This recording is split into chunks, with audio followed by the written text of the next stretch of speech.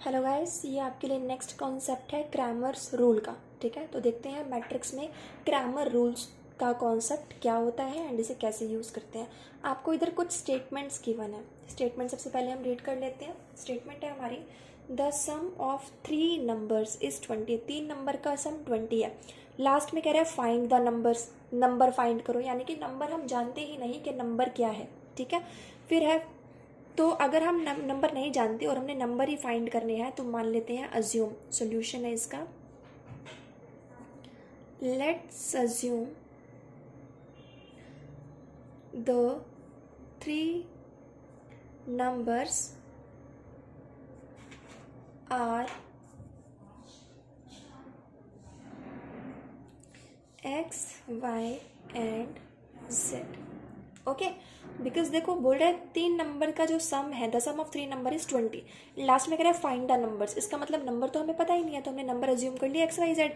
अब यहाँ से क्या होगा, इन तीनों का सम हमारे पास कितना दिया हुआ है 20। First statement.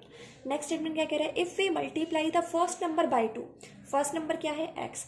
If we multiply the first number by 2, first number को 2 से मल्टीप्लाई कर दिया, and add the second number to the result, और इसमें सेकेंड नंबर ऐड कर दिया, and subtract the third number, और थर्ड नंबर को सब्ट्रैक्ट कर दिया, we get 23। We get 23 by adding second and third number, by adding second and third number to 3 times the first number, to 3 times the first number, यानी कि first number के 3 times में second और third number का सम add कर दिया। हमें क्या मिला, we get 46। Find the number using determinant. Determinant के कॉन्सेप्ट से हमें ये नंबर्स फाइंड करने हैं। तो ऐसे क्वेश्चंस में हमारा अप्लाई होता है क्रैमर्स रूल। अब क्रैमर रूल्स में हमारा सबसे पहले डी निकलता है। First D. डी कैसे बनाते हैं, डी क्रिएट होता है, ये वेरिएबल्स के आगे के कोफिशिएंट्स हैं। एक्स ये है हमारी इक्वेशन 1, नीचे है हमारी इक्वेशन 2, देन है हमारी इक्वेशन 3। ओके, इन वेरिएबल्स के आगे एक्स वाई जेड है वेरिएबल्स, इनके आगे जो नंबर लिखे हैं उन्हें कहते हैं coefficient.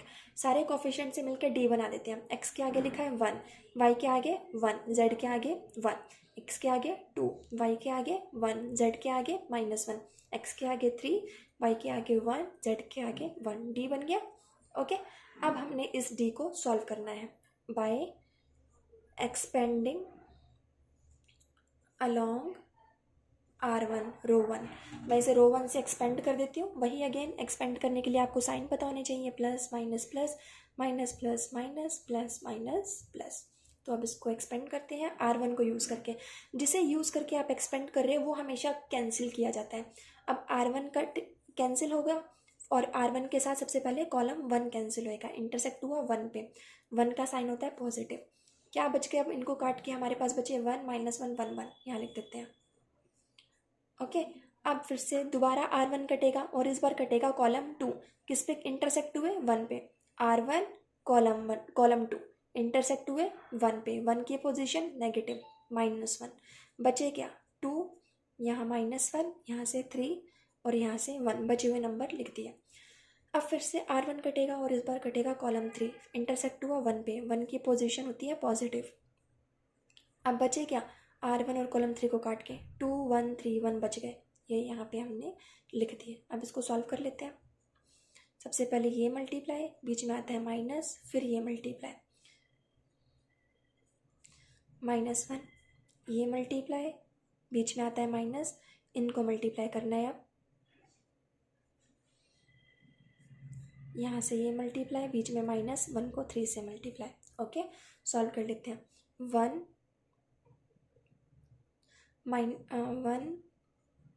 Minus minus plus 1, 2 minus minus plus 3, 2 -1 2 -3 -1। Okay, या 2, यहाँ से मिलेगा आपको 5, यहाँ से मिलेगा आपको -1।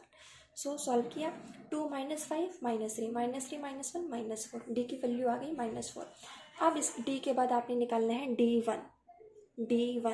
D1 कैसे निकलेगा हमारा, जो आपका फर्स्ट कॉलम आया है डी में, इस फर्स्ट कॉलम को रिप्लेस कर देना है राइट हैंड साइड की वैल्यूज़ के साथ, यानी कि फर्स्ट कॉलम की जगह आ जाएगा 20, 23, 46। बाकी के सेकेंड और थर्ड कॉलम रहेंगे as it is same. Okay, तो यहाँ से आप फिर से एक्सपेंड करेंगे इसको bye expanding along R1, expand कर देते हैं, अगेन साइन यूज होंगे।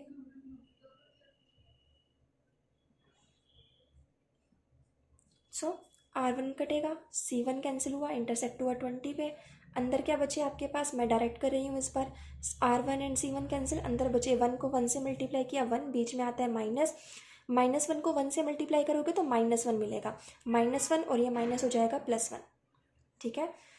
अब फिर से R1 कैंसिल और यहाँ से C2 कैंसिल, इंटरसेक्ट हुआ 1 पे, 1 की पोजीशन है नेगेटिव, यहाँ पे अंदर नंबर क्या बचे हमारे पास, 23 मल्टीप्लाई 1 23, -1 मल्टीप्लाई 46 -46, बीच में आता है माइनस, आपको ये मल्टीप्लाई करके मिला -46, माइनस माइनस हो गए +46, ठीक है। अब R1 कटा और फिर C3 कटा, इंटरसेक्ट हुआ 1 पे, 1 की पोजीशन है पॉजिटिव, पॉजिटिव लगा दिया। अब यहाँ पे 23 मल्टीप्लाई 1 23, बीच में आता है -1 मल्टीप्लाई 46 46, सॉल्व कर लेते हैं हम इसको, 20 मल्टीप्लाई 1 + 1 2 -46 मल्टीप्लाई 23 69, 23 -46 -23, ये आपको मिलेगा 40 -69, 69 -40 करेंगे तो हमारे पास आया -29, -29 एंड -23, ये हो जाएंगे हमारे पास -52, ये आ गया आपका D1, ठीक है। D1 के बाद अब निकालना है हमने D2, D2 में क्या करेंगे, D के सेकंड कॉलम को राइट हैंड साइड की वैल्यू से रिप्लेस करना है अब हमने, तो D2 निकाल लेते हैं। सो D2 निकालने के लिए हमारे पास क्या रहेगा, D का फर्स्ट कॉलम सेम, D का जो सेकंड कॉलम है इसको रिप्लेस कर देंगे हम राइट वाली वैल्यू से, 20 23 एंड 46, D का थर्ड कॉलम भी अब सेम रहेगा, ठीक है। अगेन इसे भी एक्सपेंड करना है बाय एक्सपेंडिंग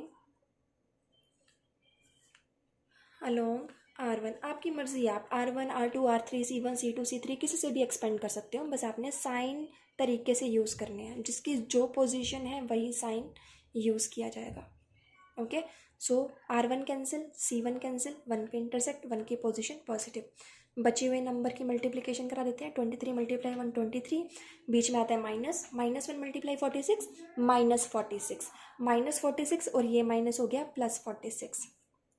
अब R1 एंड C2 कटा, इंटरसेक्ट हुआ अभी 20 पे, 20 की पोजीशन नेगेटिव, तो बचे हुए नंबर 2 मल्टीप्लाई 1 2, बीच में आता है -1 मल्टीप्लाई 3 -3, ठीक है, और ये माइनस माइनस अब नेक्स्ट लाइन में प्लस हो जाएंगे। Then R1 cancel, C3 cancel, intersect हुआ 1 पे, 1 की पोजीशन पॉजिटिव, बचे हुए नंबर 2 मल्टीप्लाई 46 92 -23 मल्टीप्लाई 3 69, ओके।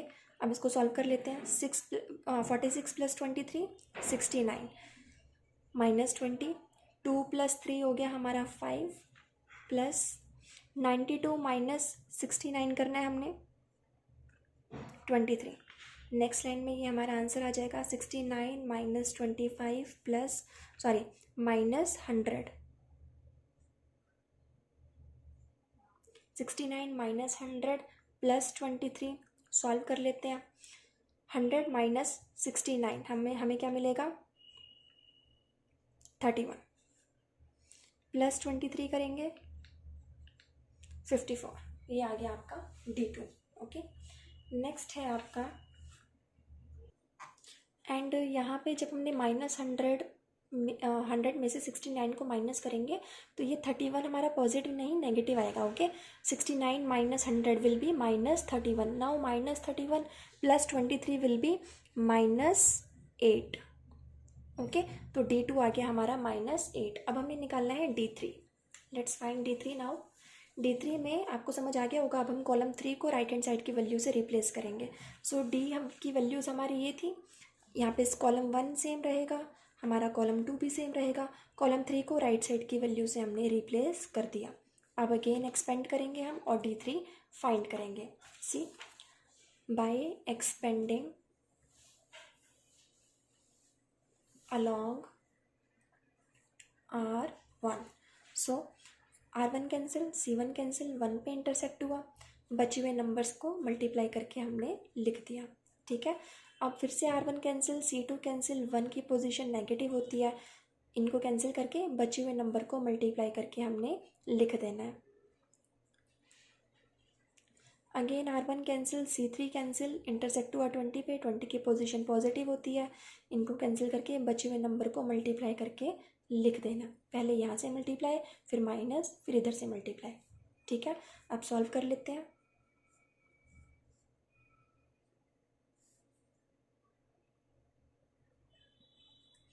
ये हमारा कैंसिल हो गया एंड यहाँ पे हमारा आंसर आया -20। अब हमारे पास d की वैल्यू कितनी निकल के आई थी जब हमने सॉल्व किया था? d हमारा निकला था -4। ठीक है, तो d था हमारा -4। d1 हमारा कितना निकला था? d1 था -20। d1 लिख लेते हैं -52। तो d1 है हमारा -52। d2 हमारा निकल के आया था -8 एंड इसी तरह से d3 हमारा निकल के आया था -20। हमने क्या करने थे? फाइंड द नंबर्स फाइंड करने थे। नंबर थे हमारे x, y and z। x निकालने का तरीका d1/d, y निकालने का तरीका d2/d, z निकालने का तरीका d3/d। d1 है -52/d है -4, ये हमारा आ गया 13। x = 13। ठीक है, यहाँ से d2 है हमारा -8, d है हमारा -4, कैंसिल किया, यहाँ से y निकल के आ गया हमारा 2। z थर्ड नंबर, d3 है -20, d है हमारा -4, कैंसिल किया, यहाँ से z निकल के आ गया 5। Thus the number are 13, 2 and 5 which satisfies the statements. Okay, इसी तरीके से ग्रामर रूल्स की आपने प्रैक्टिस करनी है। Thank you.